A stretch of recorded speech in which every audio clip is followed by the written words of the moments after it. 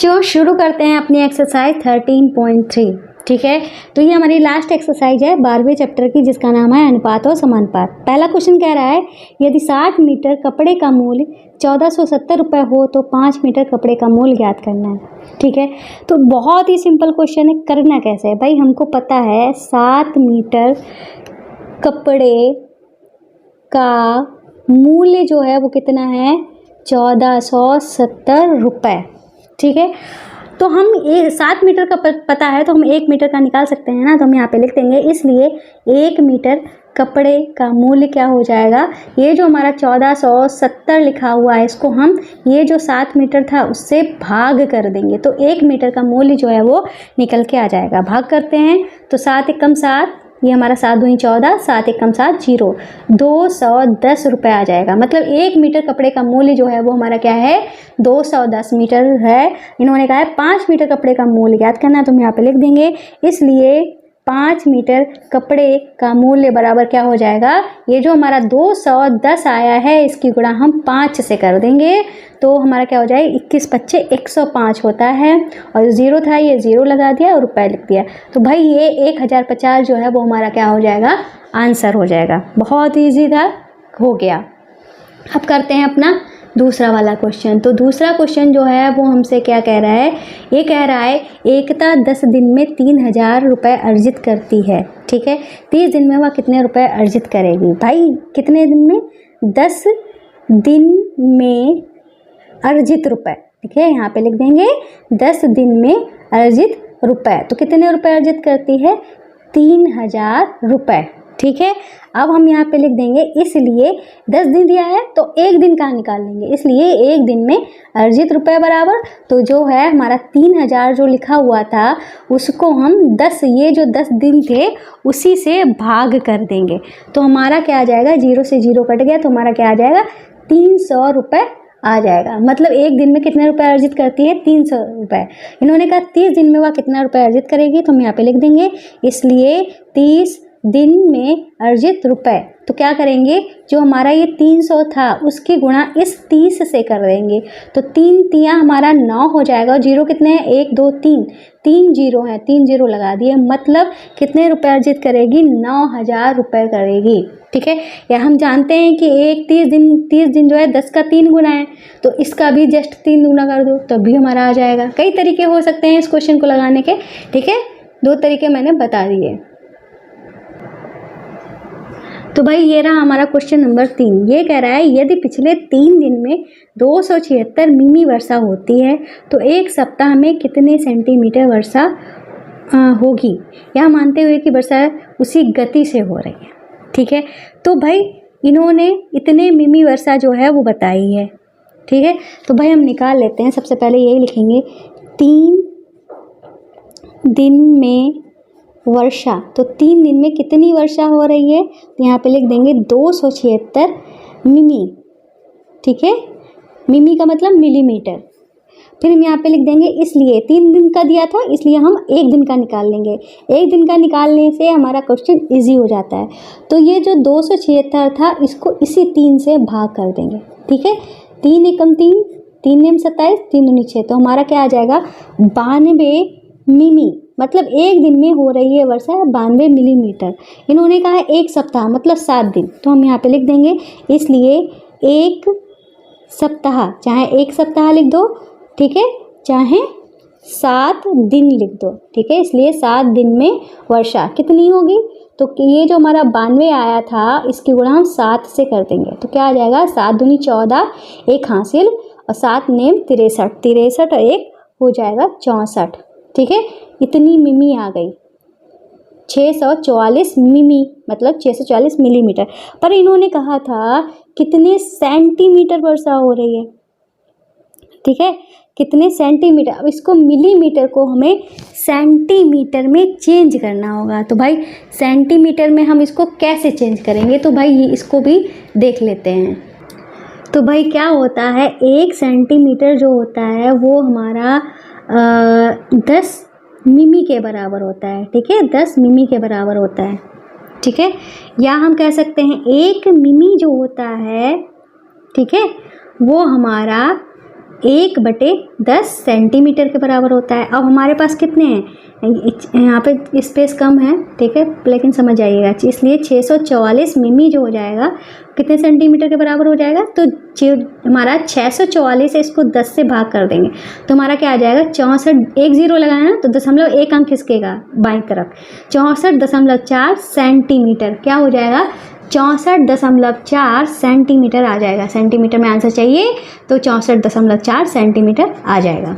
ठीक है, अब करते हैं अपना क्वेश्चन नंबर 4। ठीक है, तो क्वेश्चन नंबर 4 कह रहा है 5 केजी गेहूं का मूल्य 91.50 रुपये है।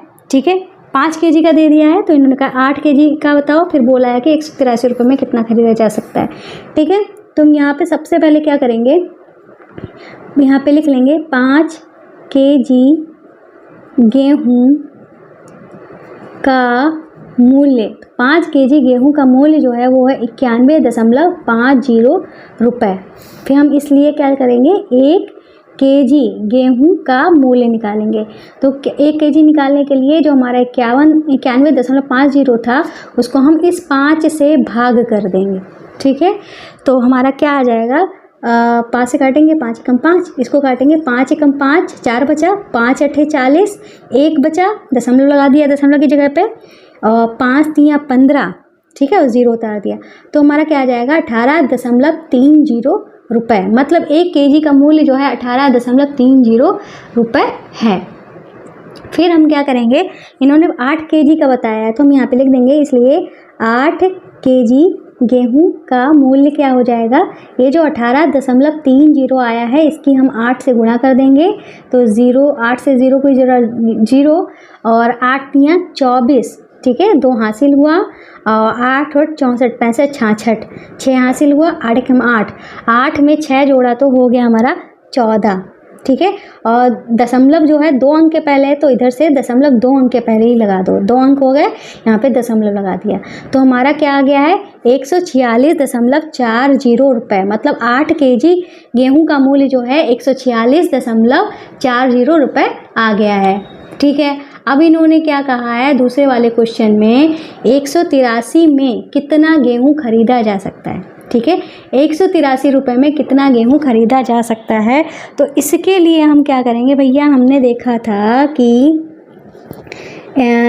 एक जो केजी है, ठीक है, उसको कितने में मिल रहा है, हमारा मिल रहा था 91.50 में। ठीक है, तो हम यहाँ पे यही चीज़ लिख देंगे उल्टा करके, क्योंकि इस बार इन्होंने यहाँ पे केजी का मूल्य में पूछा था, इस बार मूल्य का केजी में पूछ रहे हैं तो हम उल्टा ही लिखेंगे। तो हम केजी मूल्य से केजी की तरफ ही चलेंगे। मतलब हम यहाँ पे 91.50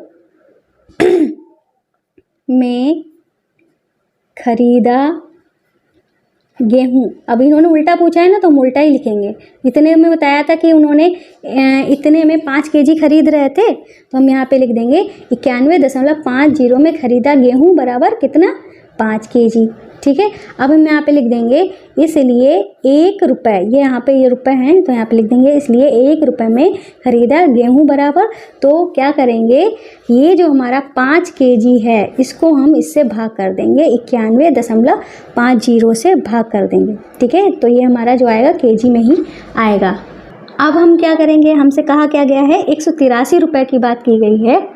ठीक है, तो अब हम क्या करेंगे, यहाँ पे लिखेंगे 183 रुपये की बात करी जा रही है तो हम यहाँ पे लिख देंगे इसलिए 183 रुपये में खरीदा गेहूं। तो क्या करेंगे, ये जो हमारा दिया गया है 5/91.50 की गुणा हम 183 से कर देंगे। जो हम करते हैं सेम वही कर रहे हैं, यहाँ पे दशमलव में है तो कंफ्यूज होने की कोई बात ही नहीं है।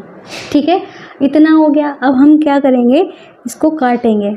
काटेंगे कैसे, तो भाई दशमलव हटाएंगे, दशमलव के बाद 2 अंक थे तो 2 0 जो है वो हम यहाँ पे बढ़ा देंगे। अगर एक साइड में दशमलव होता है दूसरी साइड में दशमलव नहीं होता है तो हम क्या करते हैं, हम दशमलव को हटाएंगे, जितने दशमलव के बाद अंक होते हैं उतने ही 0 बढ़ा देते हैं। अगर आपको ये सब चीज़ें कब दशमलव लग जाता है, कैसे भिन्न को सॉल्व करते हैं, अगर आपको नहीं समझ में आता है तो इसके लिए क्या करना पड़ेगा, आपको हमारे एक चैनल जोजस बेसिक मैथ पे जाना पड़ेगा। यहाँ पे बहुत ही बेसिक चीज़ें, अगर आपको जोड़ना घटाना तक नहीं आ रहा है, बिल्कुल जीरो लेवल वाला मैथ्स जो है वो मैं यहाँ पे पढ़ाती हूँ। ये चैनल इसीलिए स्टार्ट किया है क्योंकि जब मैं पढ़ाती हूँ ना तो आपके हज़ारों क्वेश्चन होते हैं, मैम ये कैसे आया, वो कैसे आया, तो इसी का सोल्यूशन लेके समझ लो हम यहाँ पे आए हैं। जो भी पढ़ना है प्लेलिस्ट पे जाइए, ठीक है, अपना टॉपिक सेलेक्ट करिए, जो भी पढ़ना है, ठीक है, आप यहाँ से पढ़ सकते हो, ठीक है। डेली क्लासेस यहाँ पे होती हैं और साथ में ही आपको ये हमारी जो मैराथन वाली क्लासेस हैं इनको ज़रूर देखिएगा। अगर आपने इनको देख लिया समझ लो आपको मैथ्स में जो भी प्रॉब्लम है ना सारी दूर हो जाएगी, ठीक है। साथ में आपको अगर जैसे कि साइंस पढ़नी है तो इस यहीं पे ही साइंस वाले चैनल पे चले, मतलब चैनल ऑप्शन में जाइएगा, चैनल पे, ठीक है, यहीं पे आपको साइंस वाला चैनल मिल जाएगा जिसका नाम है जोजेस स्टडी साइंस, ठीक है। चाहे तो आप सर्च कर लेना, चाहे तो यहीं से डायरेक्ट चले जाना, ठीक है। तो यहाँ से आप अपनी साइंस जो है पढ़ सकते हो। ये आपका मैथ्स वाला चैनल जिस पे आप पढ़ रहे हो वो है, और बाकी अगर हमारे चैनल हैं इनको भी आप सब्सक्राइब जरूर कर लेना, तो मुझे वाकई में खुशी मिलेगी, ठीक है।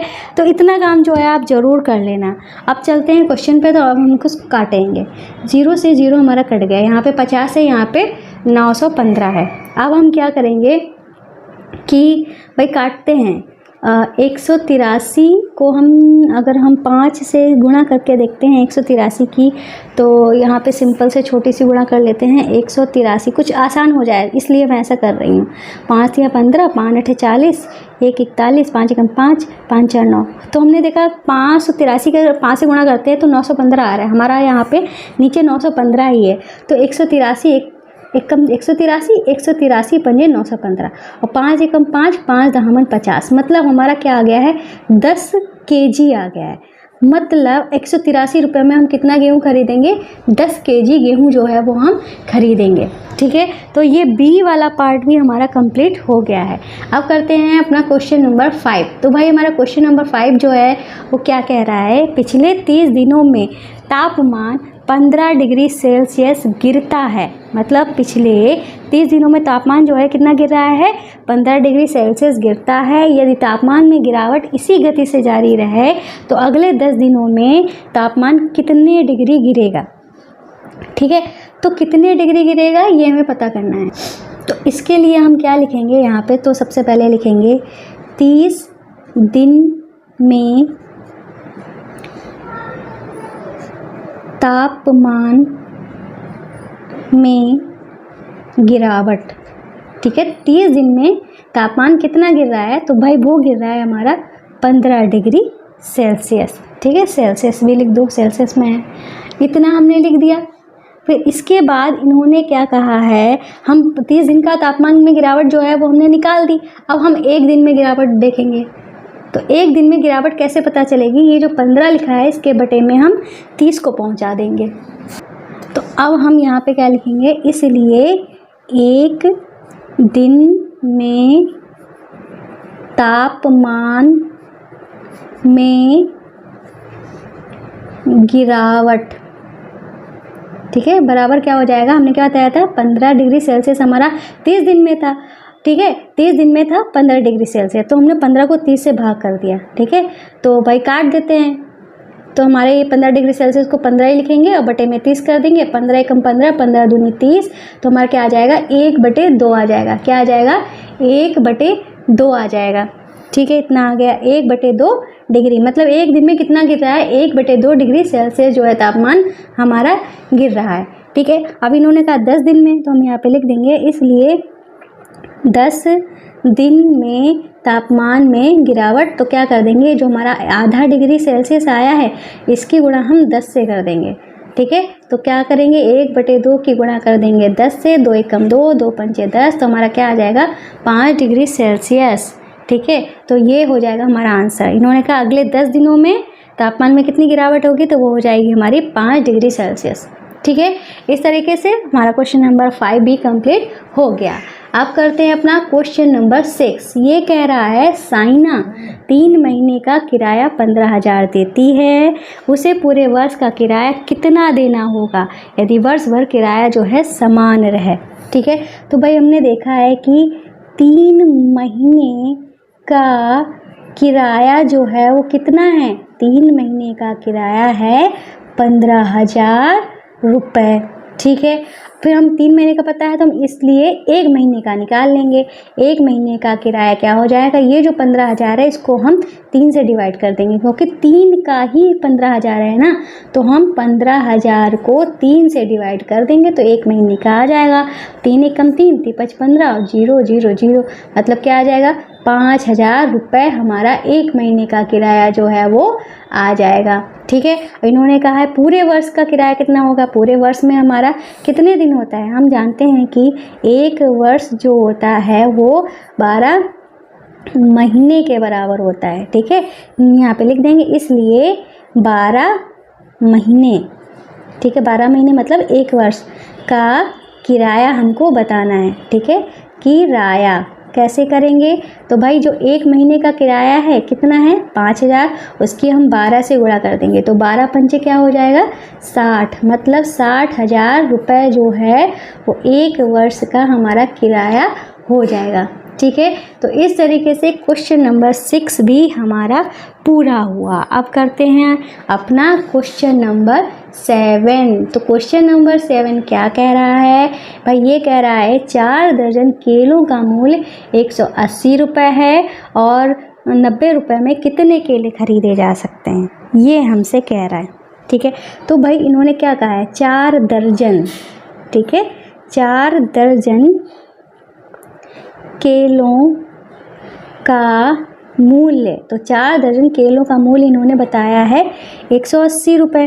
और 4 दर्जन का मतलब हमारे कितने केले हुए भाई, हम जानते हैं कि एक दर्जन जो होता है वो होता है 12 मतलब 12 के बराबर। ठीक है, अब अगर हम 4 दर्जन की बात करें तो क्या हो जाएगा 12 की 4 से गुणा कर देंगे तो 48 के बराबर हो जाएगा। मतलब 4 दर्जन केले का मूल्य कितना है 180 रुपये। तो हम इसी चीज़ को ऐसे ही लिख सकते हैं, 4 दर्जन को हम कह सकते हैं 48 किलो का मूल्य। 4 दर्जन का मतलब 48 हुआ ना, तो 48 किलों का मूल्य हमारा कितना बताया है 180 रुपये। ठीक है, 48 केले हमारे कितने के हैं 180 रुपये के। ठीक है, तो भाई इन्होंने कहा है 90 रुपये में कितने केले खरीदे जा सकते हैं। भाई 90 जो है जिसका जस्ट आधा है तो इसका हम जस्ट आधा कर सकते हैं, ऐसे भी कर सकते हैं, चाहे इसका और तरीका हमारा ये हो सकता है कि इसको हम उल्टा करके लिखें, क्योंकि इन्होंने 4 दर्जन केले का मूल्य 180 बताया है। अब यहाँ पे कह रहे हैं रुपए में कितने केले खरीदे जा सकते हैं, यहाँ पे केले से रुपए बताया है, अब यहाँ से रुपए से केले कह रहे हैं, मतलब उल्टा कर दिया है ना, तो इसी चीज़ को उल्टा लिख दो। तुम यहाँ पे लिख सकते हो ऐसे, या 180 रुपये में केलों की संख्या। ठीक है, तो 180 रुपये में कितने केले खरीद रहे हो 48 केले। ठीक है, ठीक है, हम यहाँ पे कह सकते हैं, वैसे तो आप चाहें तो जस्ट आधा कर सकते हो, क्योंकि 180 का आधा 90 होता है, चाहे तो ऐसे कर लो, चाहे तो आप जो तरीका अपना आ रहा है उसी तरीके से कर सकते हैं। जैसे कि हम यहाँ पे लिख देंगे, इसलिए 1 रुपये में केलों की संख्या, तो क्या कर देंगे 48 को 180 से भाग कर देंगे। ठीक है, 180 से भाग कर देंगे तो जो आएगा उतने केले हमें मिलेंगे। फिर हम यहाँ पे लिख देंगे, इसलिए 90 रुपये में केलों की संख्या, तो क्या करेंगे जो हमारा ये था इसकी हम 90 से गुणा कर देंगे, 48 बटे 180 की गुणा कर देंगे 90 से। ठीक है, 90 कम 90, 90 दूनी 180, क्योंकि 9 दूनी 18 होता है ना। ठीक है, 2 एक कम 2, 2 दूनी 4 और 2 चक्कू 8, तो हमारा क्या आ गया 24 आ गया है। 24 केले मिल रहे हैं हमको, कितने में 90 रुपये में। देखा ना 24, मतलब हमने क्या बताया था 180 का आधा 90 और इसका आधा कर देंगे 48 का आधा 24 आ गया। ऐसे भी कर सकते थे, ऐसे भी कर सकते थे। तो अब हम यहाँ पे क्या लिख देंगे, 24 का मतलब हो जाएगा 2 दर्जन। ठीक है, तुम यहाँ पे लिख देंगे, अतः 90 रुपये में 2 दर्जन केले मिलेंगे। ठीक है, इस तरीके से अपने आंसर को हम लिख देंगे। तो भाई हमारा क्वेश्चन नंबर कौन सा था, 7वां कंप्लीट हो गया है। ठीक है, अब करते हैं अपना नेक्स्ट 8वां क्वेश्चन। तो भाई ये हमारा 8वां क्वेश्चन है। तो ये कह रहा है 72 पुस्तकों का भार 9 kg है, ऐसी 40 पुस्तकों का भार कितना होगा। ठीक है, तो लिख देंगे 72 पुस्तकों का भार, तो 72 पुस्तकों का भार कितना बताया है 9 kg। जब भाई 72 पुस्तकों का भार हमें पता है तो हम इसलिए एक पुस्तक का भार भी निकाल देंगे। तो क्या करेंगे, 9 से इसको भाग कर देंगे, 9 बटे में लिख देंगे 72। केजी में ही होगा, भार हमारा केजी में होता है तो केजी में हमने लिख दिया। ठीक है, इतना हो गया। अब इन्होंने कहा 40 पुस्तकों का भार, तो हम यहाँ पे लिख देंगे इसलिए 40 पुस्तकों का भार। ये क्या हो जाएगा, जो हमारा 9/72 था इसकी गुणा हम इस 40 से कर देंगे। ठीक है, तो भाई अब हम काट पीट लेते हैं। ठीक है, तो 9 एकम 9, 9 अठे 72, 8 एकम 8, 8 पंच 40, तो हमारा क्या आ गया, 5 आ गया, 5 kg। ठीक है, तो मतलब हम यहाँ पे लिख देंगे 40 पुस्तकों का भार 5 kg है। ठीक है, इस तरीके से अपने आंसर को हम लिख देंगे। अब करते हैं अपना क्वेश्चन नंबर 9। ठीक है, तो क्वेश्चन नंबर 9 जो है वो हमसे क्या कह रहा है, ये कह रहा है एक ट्रक में 594 किलोमीटर चलने पर 108 लीटर डीजल लगता है, तो 1650 किलोमीटर की दूरी तय करने में कितने डीजल तेल लगेगा। ठीक है, तो भाई हम यहाँ पे वही जो बातें दी गई हैं वही हम लिखेंगे। यहाँ पे लिखेंगे 594 किलोमीटर में लगा डीजल। ठीक है, तो ये कितना डीजल लगा है, 108 लीटर।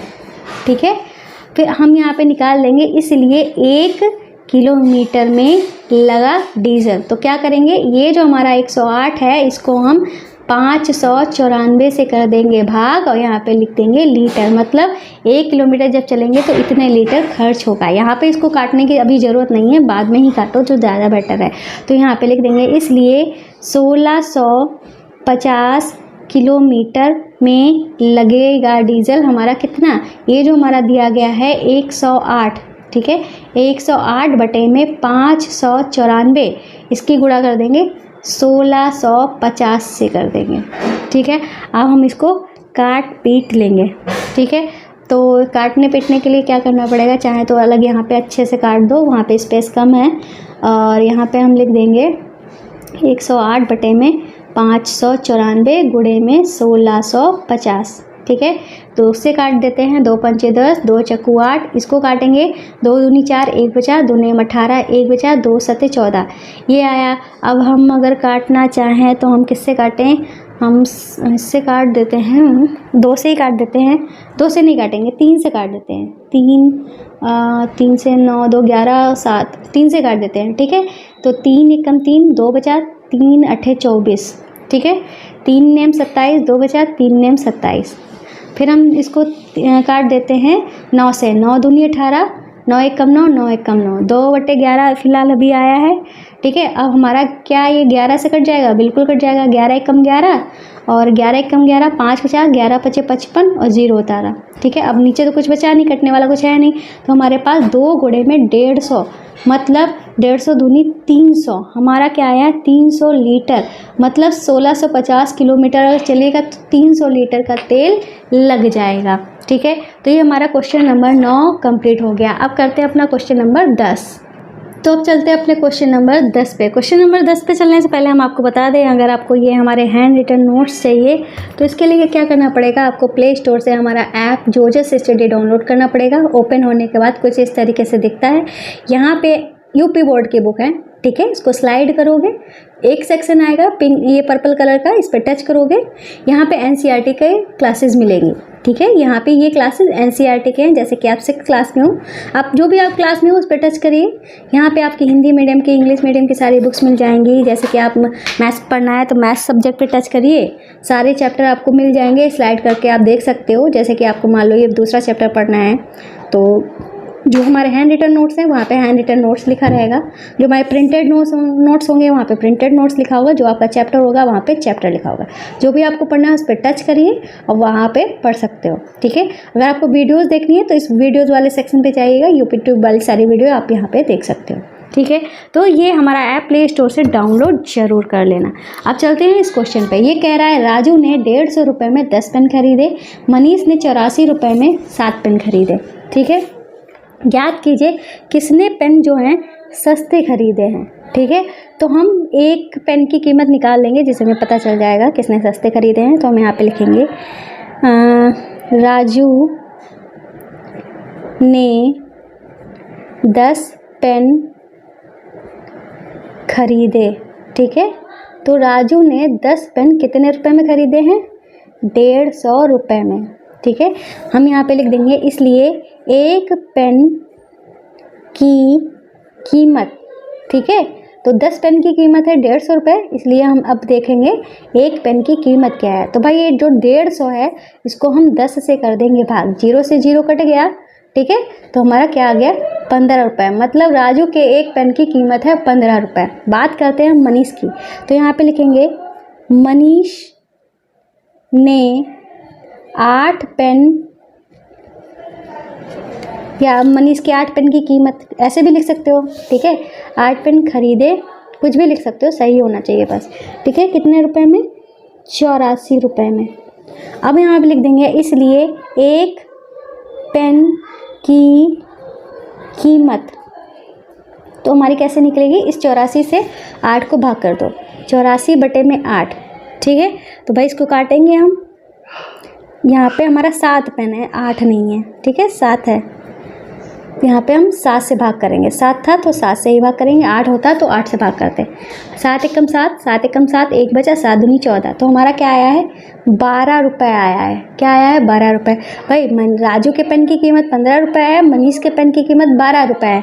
अब हमको बताना है किसने सस्ते पेन खरीदे हैं। तो भाई मनीष ने पेन सस्ते रुपये में खरीदे हैं, तो हम यहाँ पे लिख देंगे अतः मनीष ने पेन सस्ते खरीदे। ठीक है, इस तरीके से अपने आंसर को हम लिख देंगे। तो हमारा क्वेश्चन नंबर 10 भी कंप्लीट हो गया है। अब करेंगे अपना लास्ट वाला क्वेश्चन 11वां। तो भाई हमारा लास्ट क्वेश्चन है 11वां। ये कह रहा है अनीस ने 6 ओवर में 42 रन बनाए और अनूप ने 7 ओवर में 63 रन बनाए। एक ओवर में किसने अधिक रन बनाए हैं, ये हमें बताना है। सेम वही क्वेश्चन जो हमने किया था। तो हम यहाँ पे लिखेंगे अनीस, सबसे पहले अनीस की बात हो रही है तो लिखेंगे अनीस द्वारा 6 ओवर में बनाए गए रन। ठीक है, तो इसने कितने बनाए थे? 42। ठीक है, तो हम यहाँ पे लिख देंगे इसलिए अनीस द्वारा 1 ओवर में बनाए गए रन। तो क्या कर देंगे? इस 42 को 6 से कर देंगे भाग। ठीक है, 6 कम 6, 6 सते 42, तो कितने रन बनाए? 7 रन बनाए। ठीक है, अनीस ने कितने रन बनाए हैं? 7 रन बनाए। ये तो भाई हुई अनीस की बात। अब बात करते हैं अनूप की। यहाँ पे लिखेंगे अनूप द्वारा कितने ओवर की बात की गई? 7 ओवर। 7 ओवर में बनाए गए रन, तो कितने रन बनाए थे इसने? 63, 7 ओवर में। तो यहीं पे लिख देंगे इसलिए अनूप द्वारा 1 ओवर में बनाए गए रन। तो क्या करेंगे? 63 से 7 को कर देंगे भाग, 7 एकम 7। ठीक है, 7 नेम 63, तो क्या आ गया? 9। भाई इसने 1 ओवर में 7 रन बनाए हैं अनीस ने, अनूप ने बनाए हैं 9 रन। ठीक है, किसने 1 ओवर में 9 या मतलब ज़्यादा रन बनाए हैं? तो भाई अनूप ने ज़्यादा बनाए हैं। तो हमसे यही कहा गया था किसने अधिक रन बनाए हैं 1 ओवर में। तो हम यहाँ पे लिख देंगे अतः अनूप ने 1 ओवर में अधिक रन बनाए। ठीक है, इस तरीके से अपने आंसर को हम लिख देंगे। ठीक है, तो भाई हमारा क्वेश्चन जो है कंप्लीट हुआ, एक्सरसाइज पूरी कंप्लीट हुई। अगर आपको क्लास अच्छी लगी हो तो प्लीज़ हमारी क्लास को लाइक कर देना।